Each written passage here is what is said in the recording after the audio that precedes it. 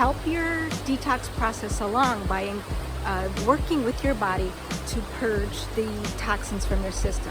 Your system purges through your bowels, through your urine, through the skin, through your breath, and so you can help this process along depending on the type of fast or feast you're doing. If you're doing a juice fast or some type of fast where you're not having regular bowel movements, then you can do an enema every day, because otherwise the things will just reabsorb it through your colon. Drink plenty of water so that you're urinating frequently. Do some deep breathing. Get out and get some fresh air.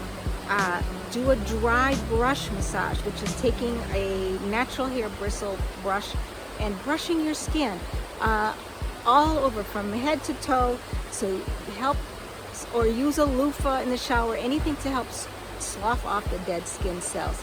And all of this will help speed up the healing process, will assist your body in this detox process.